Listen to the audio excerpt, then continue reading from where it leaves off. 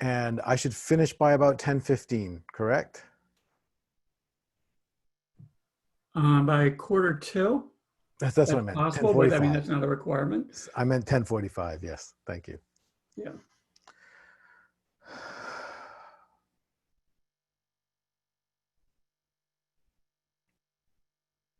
So thank you all for being here today. Um,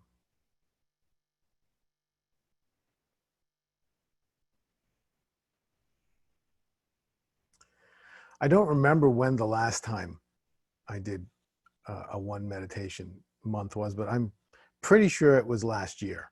Um, and so as I was thinking about this morning, I was thinking about the whole year of 2020 so far.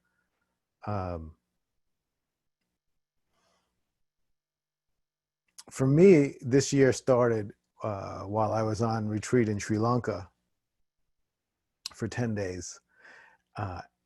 And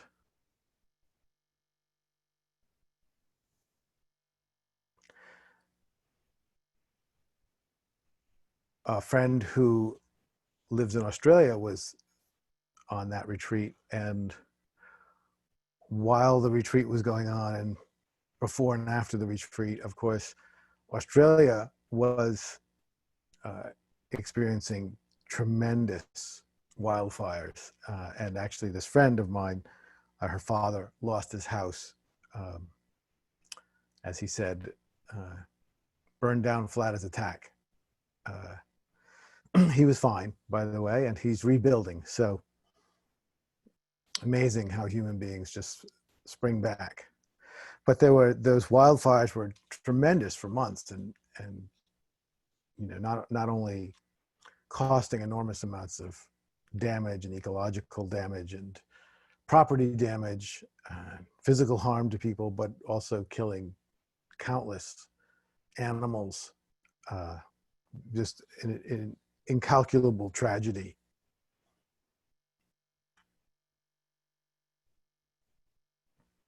And then in late February, early March, I was on another retreat in Brazil. And while I was there, the pandemic broke out in the US, so I kind of had to rush back. And of course, the pandemic continues. So enormous loss of life and tremendous challenges for so many people. And then over the course of the summer, of course, we experienced an incredible upsurge of a battle for justice and racial equality. And now there's equally tremendous wildfires burning on the West Coast in California and Oregon. And so many of these problems, or all of them, I suppose, are at least indirectly caused by our species, or at least actions that we've taken over many, many years have created the conditions in which they're arising. And, as the dominant species on the planet, we can't help but assume some culpability for all these things. And so I thought it was appropriate to bring our current circumstance to mind, especially since I teach, continue to teach, and absolutely believe in something called the practice of no problem, which it could easily seem under the circumstances that the practice of no problem is some kind of a escape from the reality of the problems that we're living through. And like anything else, it could be used as an escape, but I don't see it that way at all. And that's what I wanted to emphasize today. I wanted to use the opportunity of my brief time with you this morning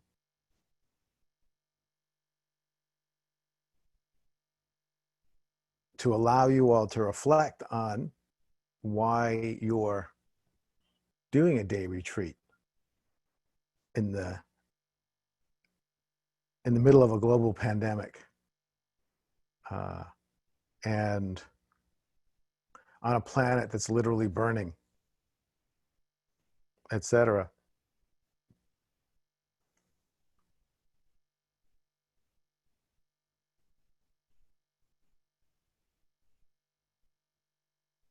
So from one point of view, we're on this beautiful planet in which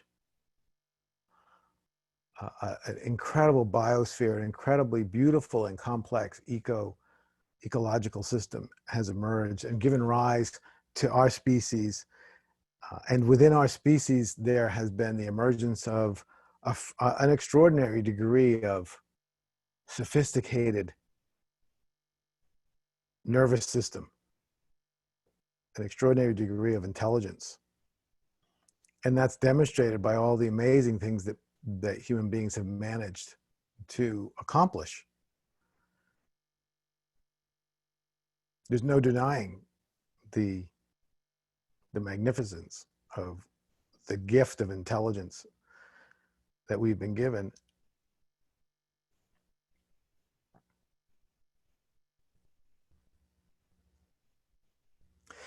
At the same time, we seem very capable of unknowingly, often, unwittingly, causing tremendous damage to ourselves and to the planet, and have demonstrated a very interesting inability en masse to change some of the ways in which, to change some of the fundamental attitudes that lead to the damage. And this isn't new. This has been always the case as far as I'm aware. It's just what's new is our capacity for creating damage has risen to tremendous new heights, largely due to the technologies that abound.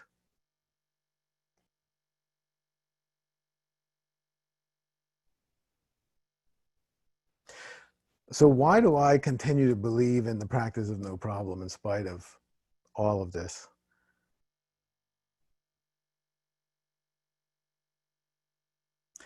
It all, to me, boils down to the fact that as magnificent as our species is in so many ways,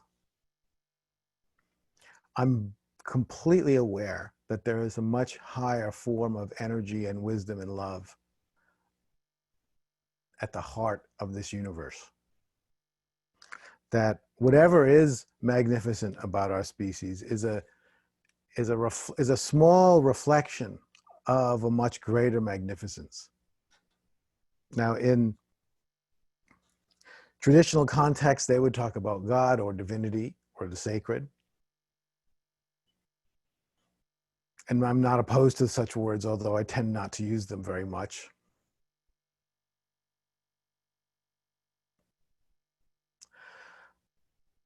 But the fact is that in my very own experience, I have become doubtless about the fact that the consciousness that I experience as a human being, the awareness that is aware of sitting and being on this call right now, is sourced from a universal intelligence and wisdom and love that is the source that created this entire universe in the first place. And I have no idea how many others.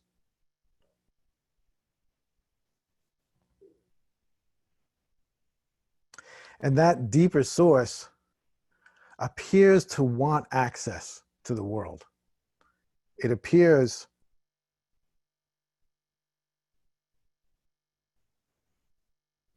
to want to have an influence.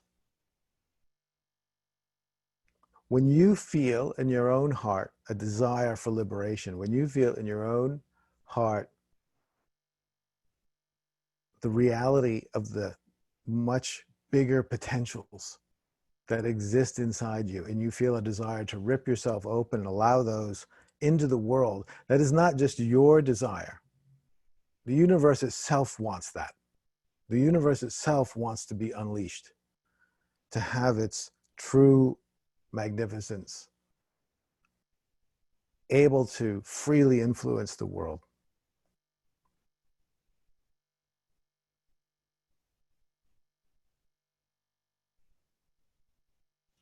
So the reason I find the practice of no problem relevant is because I believe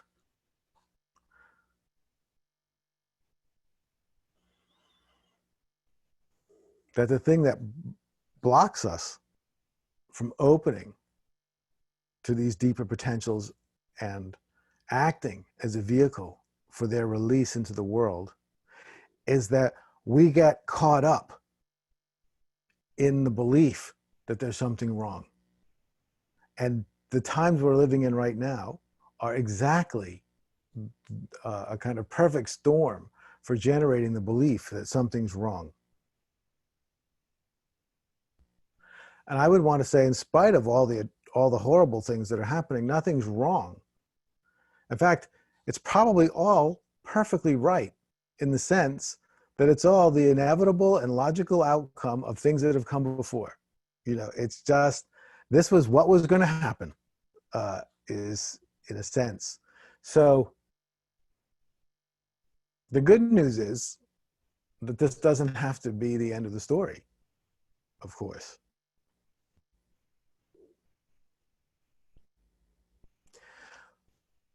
But I think for people like us who are feeling the calling, for instance, to spend a day in meditation in spite of everything that's happening in the world, we're being called to serve this moment in a very particular way, to serve this moment as a vehicle for spirit and a vehicle for the higher potentials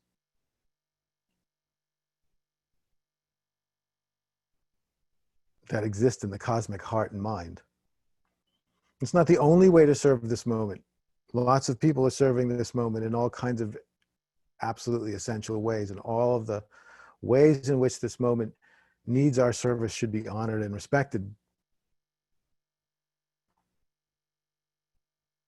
But this is a particular way to serve the moment.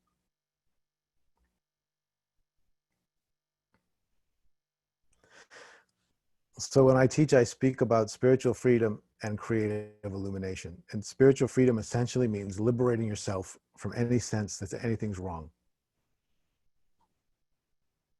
And I do believe that fundamentally and existentially, if we cannot liberate ourselves from the sense that something's wrong in this moment, exactly the way it is, then we'll never be able to do it at any moment. Because we'll always be waiting we're always going to be waiting for the world to convince us that nothing's wrong. We're always going to be saying, well, I don't believe nothing's wrong until you convince me by being perfect. And that's just not going to happen. There's no way that's going to happen. It hasn't happened. It's not going to happen. We have to be able to see the perfection that's beyond the problems, the seeming problems of the world. We have to be able to see the beauty and the magnificence of existence and of life and of the fact that we're here, in spite of all the things that are horrible and horrendous. We have to be able to see the majesty in the world exactly the way it is, in spite of all the challenges. And that's essentially a way to speak about spiritual freedom. And then creative illumination means having connected to the magnificent source of love and wisdom at the heart of this universe, we dedicate ourselves absolutely and wholeheartedly to the expression of that at all times, as best as we can. That in every situation, no matter what's happening, our raison d'etre is to creatively illuminate the magnificence and mystery at the heart of the universe in any situation. And what that looks like in any situation will have to be determined in that moment. That's what's so creative. How do you, in every moment, no matter what it looks like, illuminate the magnificence behind it all? There's not one size fits all. You can't do it in the same way in every circumstance. You have to be open and receptive and surrendered. And you have to be absolutely committed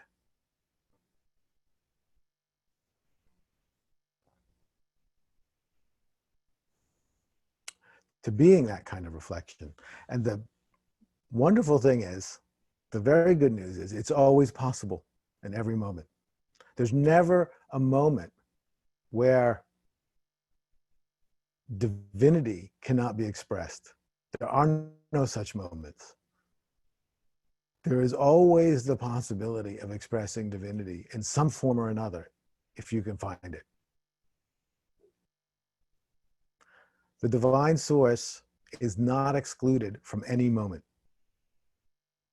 There is no moment from which she is barred entry. But she can't get there on her own necessarily. She needs an ally who's willing to express her essence.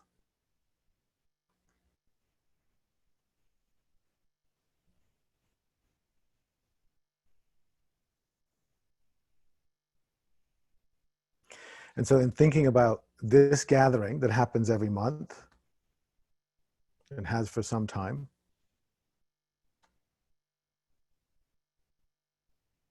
a few wonderful things are happening here. One is you're all getting a chance to practice letting go together, which gives extra strength. I'm sure you all come here because you know that the practice you do together is always stronger than the practice you do on your own. There's a collective field that we all get the benefit of.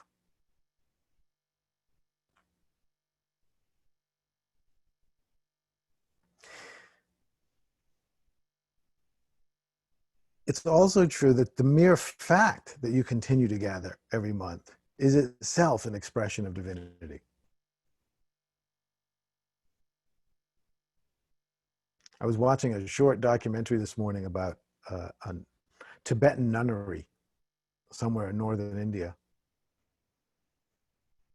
And I was just thinking about how beautiful it is that in the midst of everything that's happening, there's a nunnery somewhere in northern India where these beautiful nuns are doing their practice every day and experiencing the joy of spiritual release.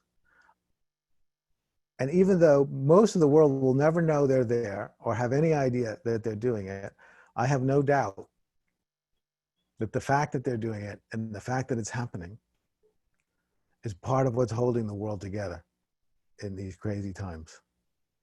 And the fact that there are nunneries and monasteries all throughout the world in which devoted practitioners are just giving themselves over and over and over again to their love of the sacred is a tremendous force for good in the world. And this monthly gathering is part of that. It's part of the demonstration that humanity has not completely lost faith in higher potentials and is willing to come together in celebration of those potentials.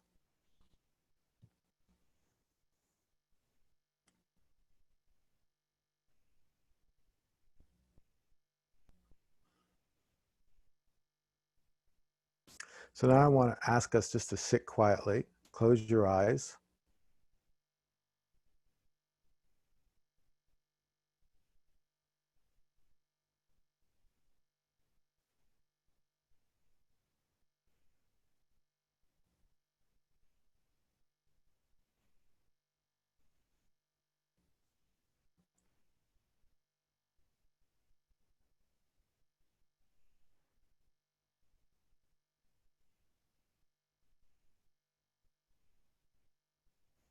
And as we sit for just a few minutes,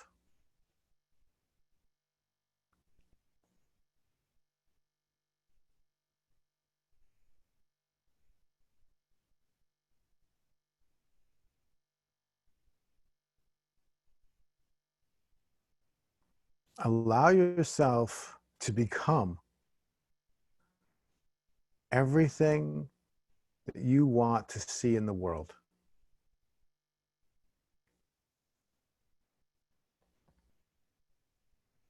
Be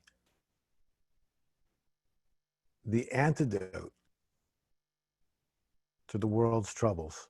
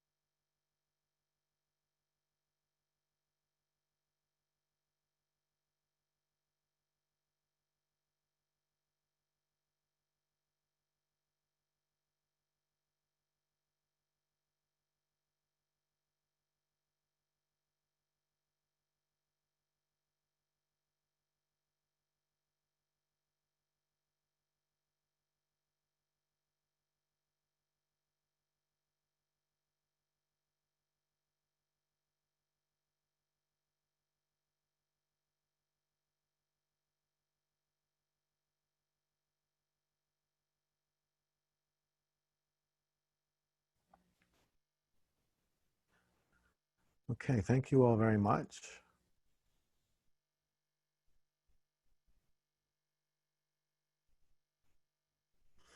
And I just thought that before I finish, I'd leave at least a couple of minutes to see if anyone had any thoughts or questions they wanted to speak with me about. And if you do, you can either chat them in writing, or I imagine you can raise your hand and Jeff can unmute your line and we can talk.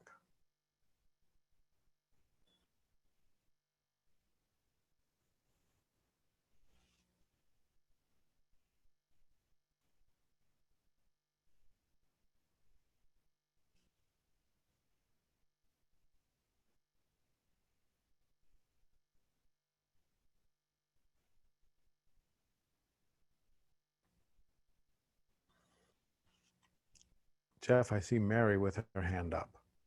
I think I can ask her to unmute. Let me see. Maybe I did.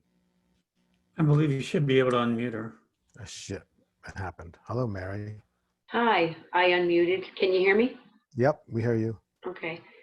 So I really appreciated this meditation because I think that's exactly what I came into the morning with, was this incredible sadness about everything that's happening in the world.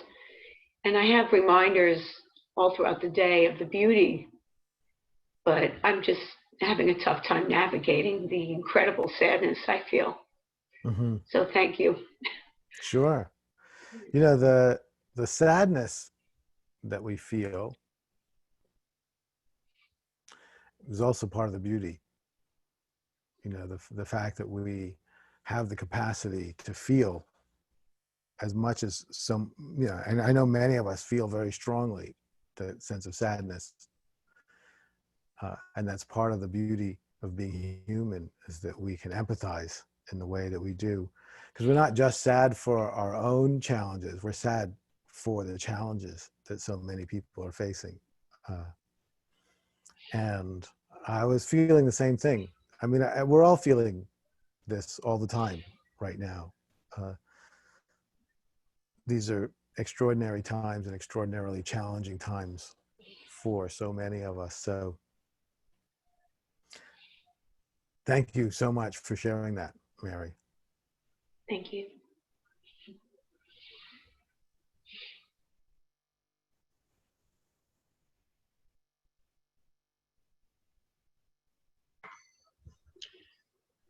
Jeff, Rick here, and Hi, Rick. yeah, hi, and thank you, and appreciating what Mary just brought up, and what I'm feeling now. Also, yeah, in these times, like you're saying, I get sometimes carried away with a lot of anger and frustration with the world and with attitudes and everything, and I'm really feeling and sensing into what you're pointing to, that kind of absorption into that feeling, into that thought, into that story making. I could actually feel the disconnect with divinity, you know, this kind of what you spoke of, this magnificence. There's what I'm feeling now is the magnificence of great perfection that seems to be alive within me, you know. And I could feel that shut off when I'm so absorbed into a problem, that this is a problem, like this problem threatens the evolutionary process itself, you know, it's threatening the divine itself. And then, but now it's a recognition, nothing can threaten this. Nothing can threaten the magnificence of this mystery of life and living us. And I see how I respond from here is very different than responding from problem. And like you said, there is an availability of a more creative response. And I don't know even what it is. And that's the beauty of it. It's not even speculating what that'll be, but just living from that magnificence and allowing that, to surrendering to that, and then seeing what that response will be. And so I just very grateful for your sharing today. Yeah, I mean, I think what is challenging is the feelings of sadness that Mary spoke about, or the anger and frustration that you're speaking about, or the many, many other feelings that arise so strongly. There's nothing wrong with any of those feelings. And potentially, they can all spur deeper creativity. You know, they're energetically potent and they can spur deeper creativity. The challenge is that we can become paralyzed in the face of them because we just feel like the problems are too big and there's nothing we can do. But that's not inherent in the feelings, which is interesting to me. You know,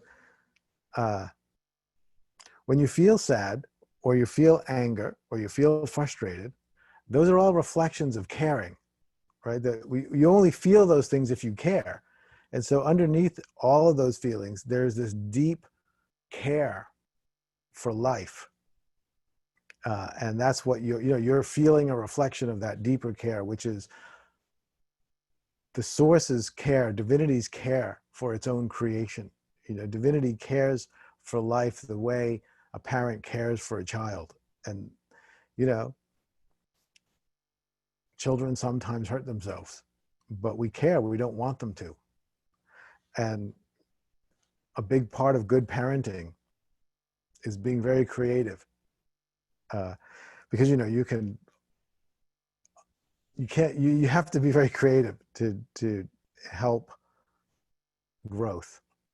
And we have to be very creative to move beyond the current level of problem that this world is in. There's not going to be simple solutions to this because it's very complex problems involving inherent frailties of the human condition. But that doesn't mean they're impossible. And the fact that we care and that we feel sad and that we feel anger is all part of some divine plan. And, you know, that magnificence will definitely not be stopped. There is no doubt about it. The bad news is there's no guarantee that this planet will be part of it moving forward. You know, it will happen in the universe. There's no doubt. But, you know, we have the chance to continue to be part of that process. There is also, I'm sure, the possibility of this planet not making it. I have a vested interest in this planet making it, but, you know, it's only because I happen to live here. If I was on a different planet, I'd be rooting for a different planet. But I'm rooting for this one because it's the only one I know. So I really just wanted to bring that context at this particular time. And I don't know if any of you are living on the West Coast and have been dealing with the challenges of the wildfires, but certainly if you have, I send you my love and care and strength. And I just would like all of us today, all of you, as you continue on with your practice, to somewhere in your heart know that you're doing this practice in part or maybe in whole to bring greater peace into the world, to alleviate the suffering that's occurring in so many places. And know without any doubt that every moment of peace and bliss and joy that you find in yourself today is being given to the world. And that matters. It is not inconsequential. It's important and it matters. And every second of every minute of this day is an opportunity to give the compassion and the love that the world so desperately needs.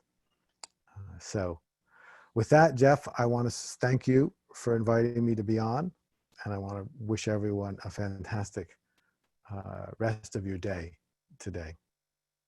Thank you all very much. Have a wonderful day. Thank you so much, Jeff.